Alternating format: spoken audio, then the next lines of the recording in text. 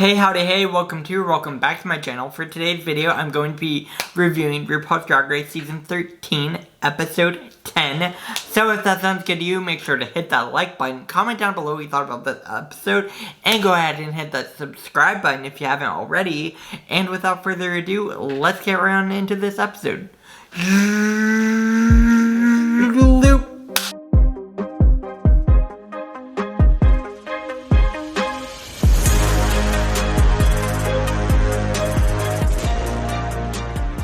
Hello, it's me, Simone, the Ebony Enchantress, and I am from Season 13 of RuPaul's Drag Race, and I'm here to tell you to go ahead and subscribe to this channel, honey. You know you want to when you already watched this video and do what you need to do, so go ahead and subscribe. And put your mouse where the subscription button is and click it. And then while you at it, go ahead and watch the rest of these videos. They about me in them. I'm in them. Mwah. Alright, so it's time for a makeover challenge. Yes, this week was the makeover challenge, one of the highlights for me of every season. I love good makeover challenge. We always get to know the contestants a little bit more, get to hear their stories, and get to see them put other people into the drags. For this makeover challenge, obviously they didn't have other people come in, so they had to make over each other. And this episode, I honestly really enjoyed. I thought this was one of the best episodes this season so far. I've really enjoyed it, and I wanted to go ahead and give you my thoughts and opinions on the episode. So let's get around and do it. Obviously, the episode started out with the queens walking back into the workroom after Elliot has sashayed away. Tina's feeling a little bit nervous, as she probably should at this point. Obviously being 9 weeks in and not having any wins, not looking too good for you, just being honest. Other than that, there was not much too much else crazy happening with the queens as they got out of drag. Of course, that's what happens every week. You know what to expect. Nothing really crazy. So obviously we get into the new day, new week, new challenge, all the things, and the queens find out that they have to have a psychic reading for their mini challenge. I'm gonna go and give quick thoughts on this because there wasn't much to talk about this, honestly. They just really made connections between different queens. They tried to force a relationship storyline between Tonali and Rosé, and that's about it. The psychic reading thing felt a little unnecessary to me. I don't know about you. Definitely comment down below what you thought about that mini challenge, but I didn't really find it that entertaining. Hot take. Anyways, not actually that hot take, more of a mild take. But so they do say that the psychic reading paired them into groups for the makeover challenge because they don't get to get new people in the workroom, so they have to make over each other into each other's drag. I thought this was a really fun concept considering the situation they were in. Even without the situation they were in, I thought this was just in general a really fun way to do the makeover challenge, and I thought it went really well. I really enjoyed it. So we're gonna go and go through the pairings. Obviously we have Tina Burner and Rosé. We got Tonali and Olivia Lux. We got Simone and Utica. And we got Candy and Got Mick. Again, these pairings I think were really good pairings. I think they all either rose to the occasion, of course, or some of them kind of failed at it. And it was really interesting getting to see how the queens would do making over another drag queen. So I've really enjoyed this. I'm going to go ahead and start getting into the getting ready process. Obviously, they have to walk out on the runway as the other queen. That was interesting. Nothing really crazy happened. Tina and Rosé is an interesting pair because Rosé definitely has a lot of mannerisms that are very Rosé, and the same with Tina. Tina has a very campy walk. Rosé has a very dancerly walk. This was a very interesting pairing.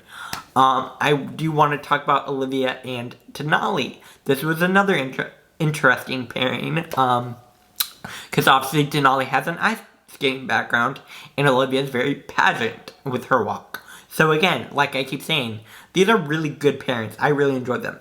Next was Simone and Utica. This was probably the most interesting pairing because obviously Simone is very fashion. Very, very much Simone. And Utica is very, very quirky, obviously. So it's really interesting to get to see Simone try to be quirky and to see Utica try to be fashion. But I thought these pairings were really, really great, and I've really enjoyed them. As the queens are all getting their garments together, RuPaul walks out and talks to them about each group. There are a few points I wanted to point out here, nothing really crazy. More about Mick being a makeup artist. We found out Kenny was also a makeup artist, so their makeups were going to work no matter what. Simone wants to do a Bats-inspired look on Utica, and Utica is worried that that won't come off very well.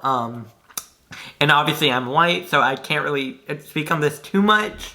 But I thought it was interesting to see Utica try to, she's trying to be very careful with what she does, which I can understand. But also at the same time, like, you need to realize that this is a challenge, and Simone is the one who's putting you in this garment, you know? And also, it's coming from a place of love, ultimately. And I think that's something that Utica could have ended up using, obviously. But I thought that was a really interesting point. Utica and Simone, that was interesting. Candy and Gottmik, obviously we find out more about Candy being a makeup artist. Tina and Rosé, more about Rosé being dancerly, Tina being campy. That's about it from the Ru walkthrough. When it comes to the queens actually getting ready for the runway, I'm going to go and give you my thoughts on that. There wasn't really too much crazy I really wanted to talk about. It was all kind of simple getting ready for the runway. We find out more about Tonali and Olivia's drag inspirations from their family. Similarity there. That's about it, really. Nothing really too much else. But yeah, I want to go ahead and get into the actual runway, because that's what I'm here to talk about. Ultimately, this was a makeover challenge, so I'm going to be talking about the makeovers. Obviously, the runway starts out with Ru walking out. I think Ru looks gorgeous. I'm going to put a picture here of the judges. I think they all look great. Michelle looks great. Carson looks great. Lonnie Love looks great. Love this judging panel. Very good job. Yes. So now we're getting into the actual runways. I'm going to go in order of alphabet. So we get, obviously, Denali and Olivia. I'm going to put pictures here. Denali did not do Olivia's makeup well. This was rough. The makeup Denali put on Olivia was not good. And that is what, in my opinion, landed them in the bottom. I think Olivia did a fine job. I do agree that maybe the hair could have been different, but we've seen Olivia wear this. Last week, or was it the week before? I don't know. The yellow runway. Olivia wore a yellow pageantry gown. We've seen this. It makes sense to me. I get it. I don't really think the hair was that big a deal. Yeah. Next, I want to talk about Gottmik and Candy. Obviously, Gottmik, looking at Candy, with an interesting outfit. I think turned it out. It wasn't the best, but it wasn't the worst. Candy and Gottmik face, I think, looked really good. I think Gottmik painted her down. I do like the garment. It was good. I like the wig. It was fun, bright, cool combo. Obviously, Gottmik is going to look good on, Gottmik face will look good on Candy. Gottmik did a good job. With Tina and Rosé, Tina made Rosé look like a fool on that stage. I felt very bad for Rosé. That's all I can say about that. Rosé looked really good, though. Tina looked really good. I think Rosé did a very good job making over Tina. So I feel bad for Rosé, but Rosé made it up by doing a really good job with Tina. So I think it's fine. And then obviously Simone and Utica. Simone. Again, coming out on this runway, very Utica. Did a great job, in my opinion, on the runway walk and in the runway. I think Utica did a great job making over Simone. And now when we get to talk about Utica being made over by Simone, I think Simone did a great job. They both killed this episode. They both ate this runway up. It was great. They did so well. It was really nice to see Utica kind of not do the quirky aesthetics on her runway, and it was nice to see Simone have fun with the runway, you know? Not that she doesn't normally, but change things up and have a little bit more fun. I really enjoyed that. When next we get to when the queens all have to say who they think should go home, who they think should sashay away. Basically, everyone says Olivia. I think that wasn't really fair, but I agree with the pairing being in the bottom because of what Tonali did, but I don't necessarily think Olivia needed to go home. I think what should have happened is it should have been individually judged, and then we should have had Rosé and Tonali in the bottom. That's how I would have done it. But again, that's not Rosé. Tina and Tonali in the bottom. Sorry about that. But that's my own take on that. But it was obviously in pairs. So, now we get to the actual judging and what the results are. I'm going to go over it quickly for you guys. Mick and Candy are safe. I agree. That's fair. We get Rosé and Tina are safe. Again, fair. Simone and Utica win. Yep, I agree. 100%. Makes sense.